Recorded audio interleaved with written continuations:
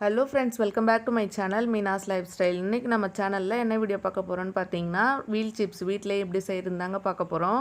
இனிமேல் வந்து குழந்தைங்க வீல் சிப்ஸ் கேட்கும் போது கடைகளில் வாங்க தேவையில்ல, வீட்டிலேயே ரொம்ப சுலபமாக நம்மளே செஞ்சு கொடுக்கலாம். அதுவும் இல்லாமல் இதுக்கு தேவையான இன்க்ரீடியன்ஸும் பார்த்தீங்கன்னா ரொம்பவே குறைவு தான்.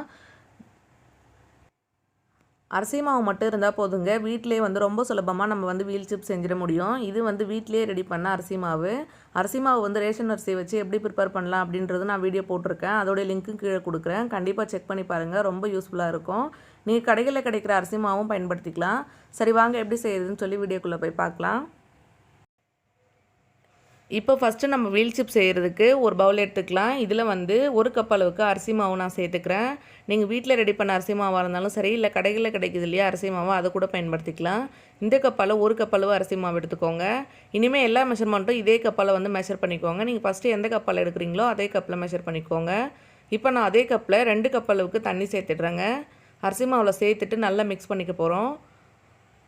அவ்வளோதான். இப்போ 2 கப் அளவு தண்ணி சேர்த்ததுக்கு அப்புறமா ஒரு கரண்டி வச்சு நல்லா மிக்ஸ் பண்ணிக்கோங்க. கட்டிகள் எதுவுமே இருக்கக்கூடாது, நல்லா மிக்ஸ் பண்ணி எடுத்துக்கலாம். தேவைப்பட்டால் ஃபஸ்ட்டு கொஞ்சமாக தண்ணி சேர்த்துட்டு நல்லா கட்டி இல்லாமல் மிக்ஸ் பண்ணிவிட்டு அதுக்கப்புறமா கூட மீதி தண்ணி சேர்த்துக்கோங்க. பாருங்கள், இந்த அளவுக்கு வந்து நல்லா லிக்விடாக இருக்கும். நம்ம வந்து 2 கப் அளவு இதில் தண்ணி சேர்த்துருக்கோம். நான் சொல்கிற மெஷர்மெண்ட் வந்து சரியாக ஃபாலோ பண்ணிங்கன்னா ரொம்பவே சரியாக வரும். சேர்த்துட்டு இது வந்து நல்லா கட்டிகள் இல்லாமல் மிக்ஸ் பண்ணி ஒரு சைடாக வச்சிடலாம். இப்போ வந்து நம்ம மாவு ரெடியாக இருக்குது. அடுத்ததாக வந்து நம்ம செய்ய ஸ்டார்ட் பண்ண வேண்டியது தான்.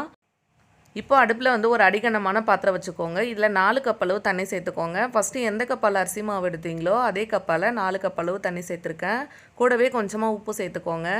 எப்போவுமே வடகம் செய்யும் போது உப்பு சேர்க்கும் போது கொஞ்சம் குறைவாகவே சேர்த்துக்கோங்க. வடகம் நல்லா ட்ரை ஆனதுக்கப்புறமா உப்பு ரொம்ப அதிகமாக தெரியும். இந்த தண்ணி நல்லா கொதிச்சு வந்ததுக்கப்புறமா நம்ம ஃபஸ்ட்டாக வந்து கலச்சி வச்சுருக்கோம்ல அந்த அரிசி மாவு தண்ணி வந்து இதில் சேர்த்துடலாம். பாருங்கள், கொஞ்சம் கொஞ்சமாக இது மாதிரி சேர்த்துட்டு மிக்ஸ் பண்ணி விட்டுக்கிட்டே இருங்க. தேவைப்பட்டால் யாரோட ஹெல்ப் வந்தால் எடுத்துக்கலாம். இந்த மாதிரி கொஞ்சமாக சேர்க்க சொல்லுங்கள். சேர்த்துட்டு இந்த மாதிரி மிக்ஸ் பண்ணி விட்டுக்கிட்டே இருங்க. கைவிடாமல் கிண்டி விட்டுகிட்டே இருக்கணும். மாவு சேர்த்ததுக்கு அப்புறமா நீங்கள் விட்டுட்டிங்கன்னா மாவு வந்து கட்டி தட்டிடும். பாருங்கள், இந்த மாதிரி கொஞ்சம் கொஞ்சமாக சேர்த்துட்டு அதுக்கப்புறம் மிக்ஸ் பண்ணிக்கலாம். அடுப்பு வேணால் லோ ஃப்ளேமில் வச்சுக்கோங்க.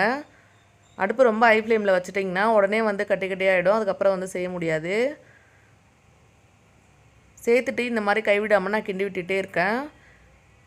நம்ம எப்போவுமே வந்து வடகத்துக்கு கஞ்சி காசும் இல்லையா, அந்த அளவுக்கு வந்து ரொம்ப வந்து கெட்டியாக இருக்கக்கூடாது, கொஞ்சம் வந்து லிக்விடாகவே இருக்கணும். அப்போ தான் வந்து நம்மளால் வீல் மாதிரி பண்ண முடியும். இப்போ அடுப்பை லோ ஃப்ளேமில் வச்சுட்டு இதை கண்டினியூஸாக நான் கிண்டி விட்டுகிட்டே இருக்கேன். இது வந்து நல்லா கொதிச்சு வரட்டும்.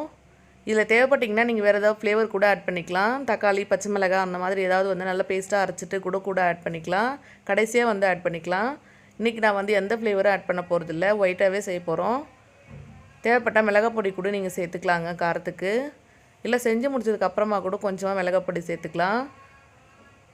பாருங்கள், இது மாதிரி கண்டினியூஸாக கிண்டி விட்டுகிட்டே இருங்க. அதுக்கு தான் அடிகனமான பாத்திரம் எடுக்குங்க, அப்போ தான் வந்து அடி பிடிக்காமல் இருக்கும். குக்கரில் தான் செய்யணும்னு இல்லை, நீங்கள் அடிகனமாக எந்த பாத்திரம் வேணால் எடுத்துக்கலாம். நான் வந்து இன்றைக்கி குக்கரில் செஞ்சிட்ருக்கேன். இப்போ இதை கைவிடாமல் இதே மாதிரி கண்டினியூஸாக கிண்டி விட்டுகிட்டே இருக்கலாங்க. மாவு வந்து வெந்து வரதுக்கு குறைவான டைம் தாங்க எடுக்கும். இது பச்சரிசின்றதால ரொம்பவே சீக்கிரமாக வெந்து வந்துடும். கிட்டத்தட்ட இது ஒரு 10 நிமிஷம் இல்லை 1/4 மணி நேரம் தான் ஆகும். 1/4 மணி நேரமே வந்து ரொம்ப அதிகங்க. ஒரு 10 நிமிஷத்துலேயே வந்து கண்டிப்பாக இது ரெடி ஆகிடும். அது வரைக்கும் அடுப்பை வந்து லோ ஃப்ளேமில் வச்சுட்டு கண்டினியூஸாக கிண்டி விட்டே இருங்க. இது கட்டிப்பட்டுருச்சுன்னா நான் வந்து வீல் மாதிரி செய்ய முடியாதுங்க. நம்ம கவரில் போட்டு செய்யும் போது வந்து சரியாக வராது. அதனால் வந்து கட்டி பிடிக்காமல் பார்த்துக்கோங்க. இப்போ பாருங்கள், கொஞ்சம் நேரத்துக்கு அப்புறம் இந்த அளவுக்கு வந்திருக்கு. இன்னும் கொஞ்சம் நேரம் வந்து நம்ம கண்டினியூஸாக கிண்டி விட்டுகிட்டே இருக்கலாம். பாருங்கள், கட்டிகள் எதுவுமே இல்லை, இந்த மாதிரி வந்து வரணும். நீங்கள் ஃபஸ்ட்டே வந்து மாவை கரைச்சிட்டு அதுக்கப்புறமா சேர்த்திங்கன்னா கட்டிகள் எதுவுமே வராது. கண்டினியூஸாக நீங்கள் கிண்டி விட்டுகிட்டே இருங்க. அவ்வளோதான். இன்னும் கொஞ்சம் நேரம் ஒரு 5 நிமிஷத்தில் வந்து ரெடி ஆகிடும். இப்போ வந்து கொஞ்சமாக நான் லெமன் ஜூஸ் சேர்த்துக்கிறேன். இதுக்கப்புறம் மாவு வந்து ரொம்ப கெட்டியாகாமல் இருக்கிறதுக்காக லெமன் ஜூஸ் சேர்த்துக்கலாம். லெமன் ஜூஸ் சேர்க்காமல் இருந்திங்கன்னா நல்லா ஆறி வந்ததுக்கப்புறம் பார்த்திங்கன்னா ரொம்ப வந்து கெட்டியாகிடும். அதுக்காக லைட்டாக நான் லெமன் ஜூஸ் சேர்த்துக்கிறேன். சேர்த்துட்டு ஒரு தடவை நல்லா மிக்ஸ் பண்ணி விட்டுடுங்க. இந்தளவு வந்து இப்போ சரியாக இருக்கும். இப்போ வந்து அடுப்பு ஆஃப் பண்ணிவிட்டு இது வந்து நல்லா ஆற வச்சுக்க போகிறோம். அவ்வளோதாங்க. மாவு நல்லா ஆறி வந்ததுக்கப்புறமா இந்த மாதிரி ஒரு பிளாஸ்டிக் கவரில் சேர்த்துட்டு இந்த மாதிரி வீல் மாதிரி நம்ம செஞ்சிட வேண்டியது தான். ஃபஸ்ட்டு வந்து போடுறது கொஞ்சம் கஷ்டமாக தான் இருக்கும். 1, 2 வந்து செஞ்சதுக்கப்புறம் இது வந்து ரொம்ப ஈஸியாகவே இந்த மாதிரி வீல் மாதிரி நம்மளால் பண்ண முடியும். இந்த மாதிரி வீட்டில் இருக்க பிளாஸ்டிக் கவர் எதாவது யூஸ் பண்ணிக்கோங்க. பால் கவர், எண்ணெய் கவர் இந்த மாதிரி வந்து யூஸ் பண்ணிக்கலாம். நீங்கள் பைப்பிங் பேக் இருந்தால் கூட யூஸ் பண்ணிக்கலாங்க. இது வந்து வெயிலில் தான் இப்போ வந்து நல்லா காய வைக்க போகிறோம். இந்த மாதிரி ஒரு காட்டன் துணியில் வந்து இந்த மாதிரி வீல் மாதிரி பண்ணிக்கோங்க. இது வந்து ஒரு நாள் ஃபுல்லாக வந்து நல்லா காயணும். அது வரைக்கும் வெயிட் பண்ணலாம். ஆல்ரெடி வந்து கஞ்சி வத்தல் எப்படி போடுறது அப்படின்னு சொல்லி வீடியோ போட்டிருக்கேன். அதையும் செக் பண்ணி பாருங்கள். அதில் ரொம்ப டீட்டெயிலாக போட்டிருக்கேங்க. இது நல்லா காஞ்சி வந்ததுக்கப்புறமா பேக் சைடில் வந்து லைட்டாக தண்ணி தெளிச்சுட்டு எடுத்தோம்னா ரொம்பவே ஈஸியாக வந்துடும். அந்த வீடியோவில் வந்து ரொம்பவே தெளிவாக ஈஸி போட்டிருக்காங்க. அதை நீங்கள் செக் பண்ணி பாருங்கள். அதோடைய லிங்க்கு நான் கீழே கொடுக்குறேன். நீங்கள் இந்த மாதிரி வீல் மாதிரி தான் செய்யணும் அப்படின்னு இல்லை. நீங்கள் வேறு எந்த ஷேப்பில் வேணால் செஞ்சுக்கலாம். ஏபிசிடி கூட ட்ரை பண்ணலாம். அப்புறம் ஸ்டார் மாதிரி உங்கள் குழந்தைக்கு பிடிச்ச மாதிரி நீங்கள் வந்து ட்ரை பண்ணிடலாம்.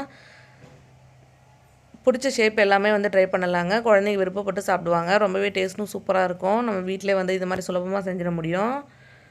இந்த மாதிரி எல்லாமே வீல் மாதிரி செஞ்சதுக்கப்புறமா ஒரு நாள் ஃபுல்லாக வந்து இது நல்லா ட்ரை ஆகட்டும். அது வரைக்கும் வெயிட் பண்ணலாம்.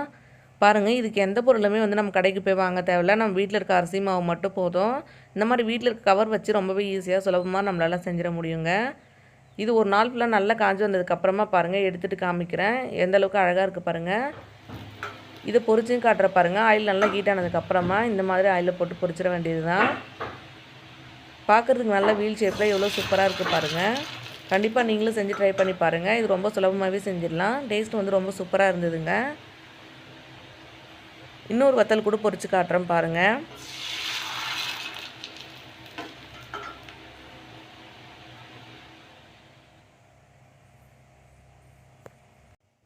அவ்வளோதான் ஃப்ரெண்ட்ஸ், நல்லா சூடான ஆயிலில் போட்டு பொரிச்சு எடுத்தோம்னா நம்மளுடைய சூப்பரான வீல் சிப்ஸ் வந்து ரெடி ஆகிடும். பார்க்குறதுக்கே இவ்வளோ சூப்பராக இருக்குது பாருங்கள். கடைகளில் வாங்குற மாதிரியே. கண்டிப்பாக நீங்களும் செஞ்சு ட்ரை பண்ணி பாருங்கள். எப்படி வந்ததுன்னு சொல்லி என் கூட கமெண்ட்டில் ஷேர் பண்ணிக்கோங்க. உங்களுக்கு நம்ம வீடியோ பிடிச்சிருந்துன்னா லைக் பண்ணுங்கள், ஷேர் பண்ணுங்கள், கமெண்ட் பண்ணுங்கள். மறக்காமல் நம்ம சேனல் சப்ஸ்கிரைப் பண்ணிக்கோங்க. அடுத்த ஒரு இன்ட்ரெஸ்டிங்கான வீடியோவில் பார்க்கலாம். அது வரைக்கும் பாய்.